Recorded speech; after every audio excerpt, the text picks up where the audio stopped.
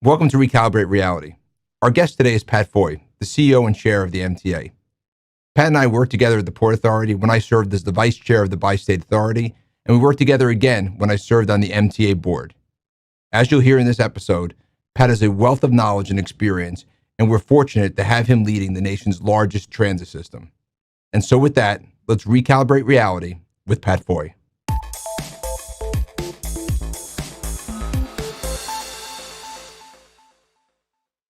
Pat, welcome to Recalibrate Reality. Thanks for being here today. I appreciate it. Scott, thanks for inviting me. So we're a year into the first major impacts of COVID, and right when it hit New York was almost a year ago this week. Just when you think back on it, how did the virus impact the overall system, and maybe talk a little bit how you reacted in those early days? Sure. One point I'd make is, parents and grandparents used to talk about the Great Depression, right, as an epicable event in their lives. And I think that today's children, young adults, frankly, adults of all ages are going to think about the pandemic as a similar kind of dividing point, pre-pandemic and post-pandemic. The pandemic had an incredible adverse impact on the MTA. First, over 150 of our colleagues have died at basically every agency. We mourn and grieve their losses. We established a family death benefit, first in the country to do that. From a revenue point of view, I mentioned the Great Depression.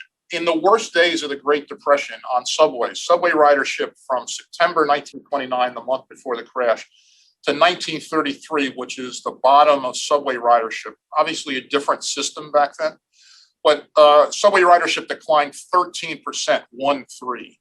In the worst days of the pandemic in March and April of last year, subway ridership was down 95%. Buses, Metro-North, Long Island Railroad, similar numbers, way greater than the declines during the Great Depression. And it's had a tremendous financial impact on us. We got half our revenues, Scott, as you know, from our customers, fares and tolls. Fare revenues typical year is about $6 billion. And with the decline in subway ridership, bus ridership, commuter rails, just dramatic, precipitous decline in revenues. The effect is to create deficits last year, this year, and into the future, 21, 22, 23, 24. So thanks to Senator Schumer, Speaker Pelosi, the New York congressional delegation, we received $4 billion in CARES. That's the bill that was passed in March and April. We will receive $4 billion in CARES, which was the December lame duck COVID stimulus bill. And in the President Biden American Rescue Plan, $1.9 trillion, we'll get at least $6.5 billion. That will cover our deficits almost entirely through 2024 and will put us in a position where we're not going to have to dramatically cut service on subways, buses, and commuter rails as we had feared. And no one at the MTA wanted to take that action, as well as we'll be able to avoid layoffs of thousands of our colleagues. So, it's interesting when you rattle off those numbers. I don't think people put in perspective the scale, right? I mean, that's more than New York State as a government got, New York City got as a government, which really I think highlights the importance that the people place on the MTA and being the largest transit system in this country. I also think, just to your point about the greatest generation, I speak to my kids about that a lot.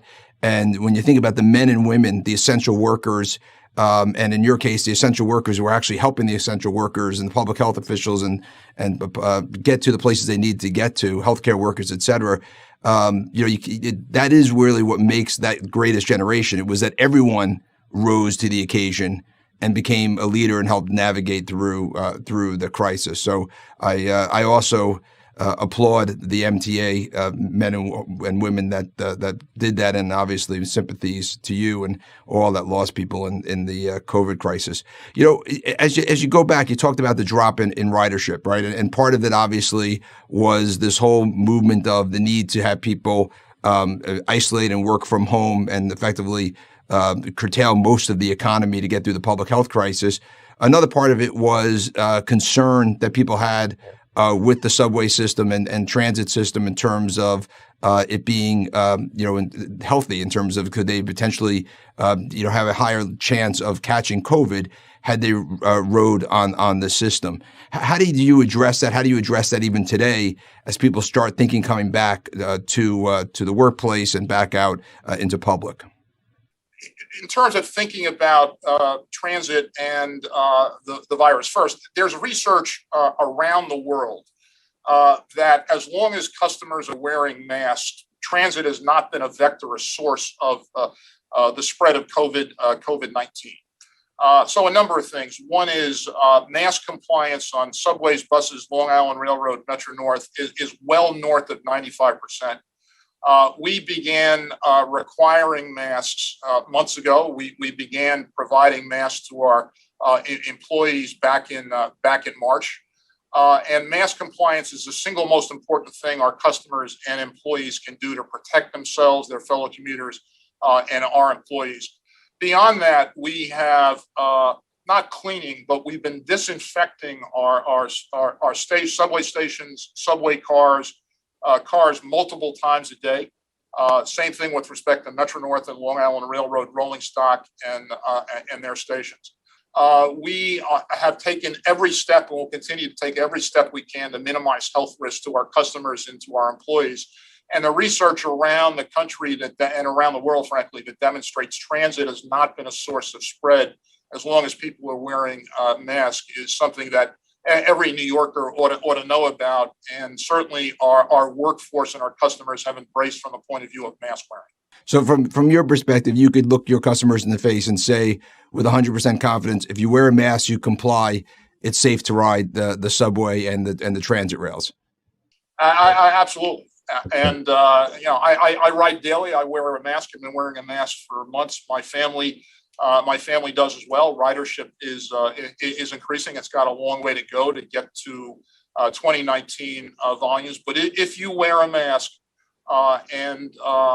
you will be safe on transit. That's the experience at the MTA. It's the experience of our counterpart agencies around the country and around the world. One of the things that's been more recent in terms of safety on the subway in particular is crime, right? I mean, there's a lot of headlines about the rise in crime on the subways. I'm getting emails from some of my team members that have either seen things or heard about things that's giving them fear about going down to the subway because of the rise in crime. How do you address that fear? How do we deal with that going forward? Is that something that works itself out as more ridership comes out? Yeah, first, the system is safe from a crime point of view, but there have been increases in crime. The police commissioner has added additional 600 plus officers about 3 or 4 weeks ago. That was a smart decision by Commissioner Shea. We believe that the city and the NYPD ought to put an additional 1,000 police officers in the subway system primarily. We need some help on buses too. While the system is safe, the pandemic has affected everything, and it's had a particularly heavy toll, Scott, on New Yorkers with emotional issues, mental health issues, and with some New Yorkers, unsheltered New Yorkers who are suffering from mental illness. We need more police officers in the system. We need additional mental health resources from the city of New York. It's incredibly important that as New Yorkers return to the system, that they feel safe and secure. That's an obligation that we've got to provide as a transit provider. Policing is done by the NYPD, has been done by the NYPD since 1995, the merger of the Transit Bureau, and long before that. Right. Well, I think your point's right. You're not going to have prosperity and people coming back unless there's comfort that there's going to be public safety, right? And I think the good news now, right, is that with the vaccine, there appears to be light at the end of the tunnel. And, from having conversations with business leaders and civic leaders, sometime between, June and September, it feels like people are going to be coming back to the workplace, coming back to the museums, theater, restaurants, schools will be open again, sporting events, et cetera. And so the city is going to start coming back to life. And, as they come in, they may not be riding the MTA system, right? Structurally, they change. Some might decide to drive versus to take the system. People are now using bikes and scooters more than they have in the past. So you're going to have this structural shift that may naturally have lower ridership, and even in terms of the amount of people coming to work different days. It may not be 5 days a week anymore. It may be 3 or 4 days a week. All right. And I know we're all trying to adapt to what that new normal is. When you think about those structural shifts, how do you think about shifting some of the MTA strategies so it's got long-term sustainability to be able to carry the system financially? There's no question but that work patterns have changed. There will be more remote working than there was prior to the pandemic, without question. There'll be more working from home. Frankly, on the commuter rails, monthly passes are going to be less important to lots of our customers because the monthly pass buyer, for instance, who bought it and would commute 5 days a week, 4 weeks a month, is less likely to do that in certain cases. Obviously, there are workers, emergency room nurses and firefighters and utility workers and men and women working in grocery stores and pharmacies who don't have the option of working from home. But lots of our employees, lots of our customers rather, are going to have that option and will avail themselves of it. There will be continuing pressure on revenues. I think that customers, a number of things. One is for low-income customers, the New York City program Fair Fares, where about 229,000 New Yorkers have signed up for that program. I think the city needs to do a better job of marketing that program because clearly there are more than 229,000 New Yorkers who are eligible for the program, and that will help in a very tough and challenging economic environment defray part of that. I think the commuter rails have a role to play in terms of Metro North, but with respect to Bronx commuters, Long Island Railroad with respect to commuters in Brooklyn and Queens. We're running an Atlantic ticket pilot.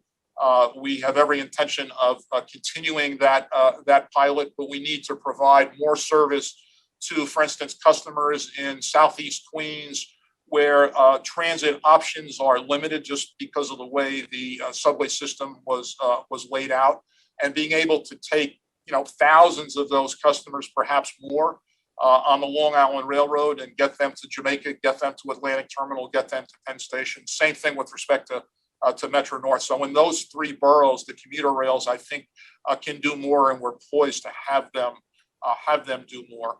In terms of cars, you're right. Around the world, including at the MTA, ridership on bridges and tunnels, highways in general, has declined less and recovered more. Obviously, that's not sustainable. There's a limit to the first, the abuse that the environment can take, and also the amount of cars, trucks, et cetera, that can be put on area bridges and tunnels and highways. Congestion pricing, I think, will play an important role there, but also a funding role for the MTA. So in short, the whole system has to be relooked from things like pricing, tickets, the monthly ticket that I mentioned, and being able to pick up customers on, for instance, the commuter rails who might not have other options, changing the peak service in the morning and the evening, and making other changes to address the needs of today's commuters that are different from what existed prior to the start of the pandemic. Yeah, you covered a lot in there, and so I want to unpack a few of those points a little. Right, one I think that you've talked about is, and people I don't think appreciate, which how important the transit system is to equity, and to sustainability, and to affordability. Right, and maybe just hit a couple of those points a little bit more deeply, because I think you have to balance that sort of public service role that the transit system plays with also the fiduciary responsibility of making it financially sustainable in a world that right now is sort of in this fog of COVID still, that is, as it starts to unfold, is going to be fairly dynamic, right? And there's going to be a lot of changes that you're going to need to play through. So, you hit on the point on equity, which I think is important and to emphasize, but then on sustainability and the environmental side of the equation, New York has one of the lowest per capita emissions of greenhouse because of the transit system, right? And that's something that wouldn't exist otherwise. And I've seen already, so many cars in the streets or lines of cars to get into some of the parking garages in Midtown, even when office buildings are 10% occupied. So as we unfold and start getting to a higher level, it's going to be even more challenging.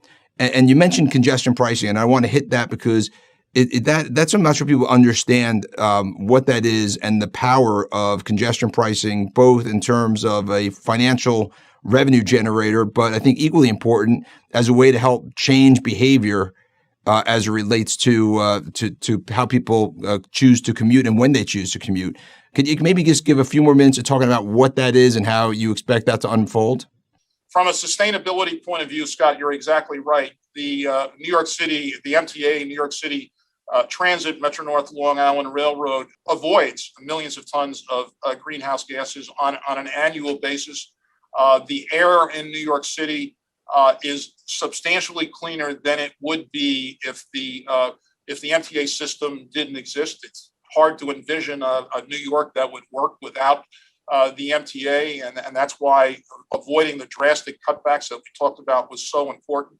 But the MTA itself is a major contributor to the sustainability and preserving the environment, and we can and will do more. In terms of other social equity and justice issues. As I said, the MTA is the great equalizer, has been since 1904 when the Lexington Avenue line was built. And the Lexington Avenue line allowed residents of the Bronx and northern Manhattan to access jobs in Manhattan and the other boroughs. Yeah, and even to that point, by the way, just Martin Luther King actually, I think, called transit a genuine civil rights issue because it was that great equalizer of opportunity for poor people to get jobs and education, right? So it really speaks to that. No, Dr. King was absolutely right on that. As a point he made. Obviously, he did a great deal of work with transit unions, sanitation unions around the country. But his recognition of the social equity and social justice mission of transit is absolutely right. And so just going back to just congestion pricing real fast and the dynamic nature of it, do you see that being used as a tool as we're trying to discover what that new abnormal is, how many days people are coming to the workplace, where there are peaks of congestion in the streets to try to drive people down into to the transit system, to use the transit system versus cars, as well as raising revenue? Is that going to be dynamic in your mind? Yeah, I think congestion pricing, which the governor got passed a couple of years ago in Albany, first in the nation, was put on the shelf by the Trump administration for inexplicable reasons. We're optimistic that the Biden administration will prioritize it. Congestion pricing is incredibly important in New York, obviously, given the fact that we've got so many cars entering the central business district on a daily basis. And it'll provide three really compelling advantages. First, it will fund the MTA. And we expect that post-pandemic, when some sense of normalcy returns, that congestion pricing will generate about $1 billion a year to the MTA, which we will use to monetize and create about $15 billion, which is about 30% of the 2020 to 24 capital plan. That's incredible. Second, it will reduce congestion in the central business district and improve air quality. And thirdly, congestion pricing has a social equity and social justice mission. In addition to improving air quality, reducing asthma, reducing emissions, it will also fund the system that for so many low-income workers provides a way to get to school, education, jobs, of course, medical appointments, social, fun family events, and congestion pricing will serve each of those three objectives, but importantly, will fund 30% of the MTA's capital plan. And that includes things like 2nd Avenue subway, extension of 2nd Avenue subway Scott to 125th Street in Harlem. East Harlem is one of the most underserved parts of Manhattan in the entire city from a transit point of view. 2nd Avenue subway has been talked about. Extension to Harlem has been talked about since shortly after World War II. It's time to get that done. Another project involving Metro North is Penn Station access, which would involve bringing Metro North for the first time to Penn Station on the west side of Manhattan, but would include building 4 new Metro North stations in the East Bronx, which would allow residents of those communities, including Co-op City, to access jobs in Manhattan or, frankly, in Westchester, and open up vast new employment opportunities to the residents living around those 4 stations. The congestion pricing will fund those types of projects, which are incredibly important from a transit point of view, from an economic point of view, but also from a social equity point of view. And you raised some really, really good points, in which is, at the end of the day, this is all about trying to rebuild for in a post-COVID world, a New York that's more sustainable, that's more equitable, that's more prosperous for everyone.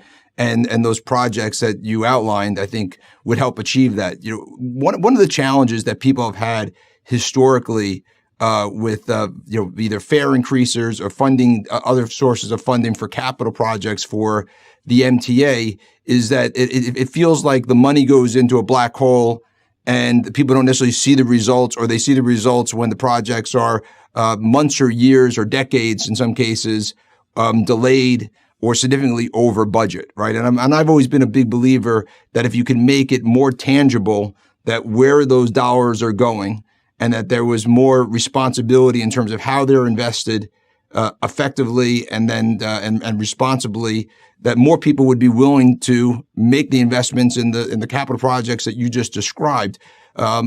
As you now think going forward, from your experience and having a chance now to sort of reimagine the world in a post-COVID environment, are there ways that you can give the public comfort that the dollars spent are going to result in projects that are delivered on time and on budget? The short answer is yes. And let me say this. One is, I think there's more information out about the 20 to 24 capital plan and about what it will mean for customers, including, for instance, making 70 additional subway stations accessible, which was widely supported by the ADA and accessibility community in New York. 2nd Avenue subway extension to 125th Street, I just mentioned. Penn Station access, resignaling 6 subway lines. So we've done a better job. We've got to continue to get the work out about how important the new capital plan is. Second is there is a new capital construction team here led by Jano Lieber. So the L train tunnel finished on time and on budget. 3rd track on Long Island Railroad is on time and on budget. 2nd track on Long Island Railroad is completed, and it too came in on time and on budget. Part of that is due to reform, Scott, that you were, when you were a board member here, the procurement and capital construction committees of the board. Those recommendations have been embraced and made part of everyday life here on the capital construction side. Right. Well, I think the reality that we've seen, right, is the public won't believe it till they see it, and they've lost a lot of confidence in institutions performing. So the fact that you're able to actually have these examples of these projects coming in on time and on budget, and hopefully making sure that that's well amplified so other people know about that, gives people the confidence. And when we were at the Port Authority, you really led not only the Port Authority, but frankly, the nation on thinking through public-private partnerships. And I'll always remember when we were at the port, there were 2 bridges that were being considered to be built. And we decided to do one as a public-private partnership and one that we were going to do through traditional methods at the agency. And of course, the bridge that we did the public-private partnership with came in on time and on budget, and the alternative was delayed and over budget, right? So you see it works. Can you first take a minute and explain to people, what a public-private partnership is, and constructed correctly, why it is so important to help actually get public projects done so that they're on time and on budget. Look, this is a return to the future, back to the future situation, in the sense that much of the transportation infrastructure in the New York, New Jersey region, for that matter, was built with private capital. Penn Station, Grand Central Terminal, the subways, the existing tunnels under the Hudson to Penn Station. Penn Station itself, of course, the Long Island Railroad was in private hands for a long time. Metro North and its predecessors were privately owned. So this is not a new phenomenon. As you say, public-private partnerships don't fit every transaction. It was the right execution for the Goethals Bridge. I believe it was the right execution for LaGuardia. At the same time, we did Terminal A. The Port Authority is doing Terminal A at Newark Airport, and we decided to do that as a design build and not a public-private partnership, and I think that was the right execution. Basically, a public-private partnership involves a government owning a piece of property or an asset and going out to the market and asking for generally expressions of interest and ideas as to what's a better way to do this project. The reason that we selected on LaGuardia and on the Goethals Bridge was we were seeking three things. One is innovation, and I think clearly the public-private partnership team at LaGuardia, one of the major innovations was being able to do the project and minimizing customer disruption and impact would be one. Second, we shifted the risk of budget overruns to the private party, and we also shifted calendar risk, schedule risk to the private party. Both of those were extraordinarily valuable transfers of risk by the Port Authority. And if you drive by LaGuardia, it's extraordinary. The public-private partnership piece is done. The Delta terminal, which is being done primarily with private capital by the airline itself, is on time and on budget. That work's been aided a little by the fact that there are fewer customers obviously flying, not only in LaGuardia, but every airport in the country and every airport in the world. For that matter, but it's a question of getting innovation and shifting risk, both financial risk and calendar risk, to the private party. And on those two transactions, it has really served the Port Authority and its customers well. Yeah, no. I'd also, sorry, Scott. The thing I'd add is we are seriously considering public-private partnerships here at the MTA. And again, it's going to be on a selective basis. I think that ADA stations, for example, are an opportunity where a public-private partnership approach may make a lot of sense in terms of being able to accelerate those projects and again shift risk to well-capitalized private sector partners. I would encourage you to do that and just say, in this post-pandemic world, we really need to be thinking outside of the box, right? What was done in the past isn't what's going to be working in the future. And this is a great opportunity to pursue public-private partnerships. So, Pat, your involvement with the MTA goes back decades, first as a board member and now as chairman and CEO. If you had a crystal ball, what does the MTA look like 5 years from now? Here's what I'd hope for the MTA 5 or 10 years from now. First, our recovery and New York City's recovery and the New York State regional recovery is intertwined with the health of the MTA. The Rudin Center did a review, an important review. A healthy New York City really means a healthy MTA. We're going to have to be more, frankly, entrepreneurial. And we're going to have to continue to be smart about where we invest our dollars, both capital and operating. It is likely the case that for certainly the remainder of the first half of the 2010s, that ridership 2020, the ridership is going to be pressured because of work from home and remote working, and that's just going to be a reality. So we're going to have fewer dollars to deal with.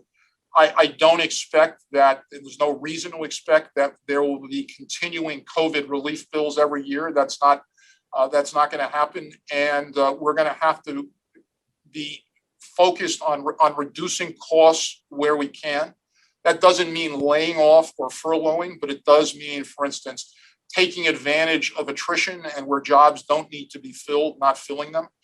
Some of our office space, Jano Lieber and his team are figuring out, have already figured out, and are now implementing how to take advantage of the fact that some of our people will also be working remotely, although we're going to want most of them back in the office. We think we work more efficiently that way, and we're going to have to convince our customers, our stakeholders, elected officials, funders at the federal government and at the state government and at the city level that we're squeezing as much value out of every asset that we have and every dollar of both capital and operating. Yeah, and I think what's going to be key is taking that step back and recalibrating for the reality of what the new post-COVID world looks like and adjusting services and your offering to what the customer demand is going to be as you go forward. You also made the point about how intertwined the future of the MTA is to the future of New York City. And probably there's nothing more important in terms of what that future is going to be than who our next mayor is. And we have the mayoral Democratic primary coming up, which in New York typically leads to who the new mayor is, and that's in June. And so I'm curious if you had to offer a piece of advice to the new mayor of New York City, what would that advice be? Look, I would hope that the new mayor would be focused on a number of things. One is, of course, the social equity, social justice issue, which is critical. Transit plays a role in advancing that goal, of course. Second, safe and secure streets and subways. The city's health is, and frankly, lower income people are more at risk when crime rises. But the streets and the subways have to be safe and secure. And lastly, the private sector and private sector businesses provide the tax revenue and the wealth for job creation. Government can't do that alone. Government can help accelerate it, or frankly, government can delay it or impede it. And we have to be, it has to be a pro-business, pro-investment administration in order to put people to work, to put all New York City residents who can back on the employment roles. So I think the social equity point of view, the safety and security of streets and subways, and lastly, a focus on encouraging and making life easier for private sector companies, which includes large companies, medium-sized companies, and smaller ones, and doing everything, for instance, we can to help restaurants, which are key employers in this city, and smaller businesses, including smaller retail in all 5 boroughs. I think that's great advice. And I would just echo the point about the private sector's involvement, with a realization that everyone in the private sector knows that the transit system is the lifeline that makes New York City and New York what it is, and such a great competitive advantage. And we're not going to be successful without a thriving transit system. So we all need to be accountable to working with you as a partner and the MTA team to make sure that we figure out how do we reimagine that transit system for that post-COVID world. We're aware, Scott. We're aware of the role we play. We take it seriously, and the role we will play in the next 5 years in terms of the New York City regional economy recovery. And we're going to do everything we can to provide great transit service and a safe and secure environment. We're going to need the help of the NYPD, which the world's greatest police department, and the help of the city government on that. But with their help, we'll be able to do that. And again, play the role that the MTA has played on prior economic recoveries. Yeah, I totally agree. And Pat, I can't thank you enough for your leadership during the pandemic to ensure that our city continued to move, as you noted, heroes moving heroes. And as we now reimagine for the future, having you at the helm to again think boldly, think out of the box as to what the the differences tomorrow will bring versus what yesterday was in a post-COVID world. So thank you for your leadership and thank you for your time today. Scott, thanks. I do want to take that point and acknowledge the role that all 70,000 MTA employees acted heroically throughout and continue to act heroically in terms of moving New York. And thanks for having me. Thank you. Thanks to all of them. Amen. Thanks, Scott. Thanks, Pat. Be safe. That concludes this episode of Recalibrate Reality. As you just heard, New York's success is directly tied to the MTA's success. Fortunately, Pat and his team are already recalibrating for a post-COVID New York. Thank you to Pat Foye for joining me today, and to the 70,000 men and women of the MTA, the heroes moving heroes. Thank you again for keeping our region moving through good and bad times. Thank you to 92nd Street Y and the RPA, and thank you to the team for making this week's episode possible. I'm Scott Rechler from 75 Rockefeller Plaza. See you next week.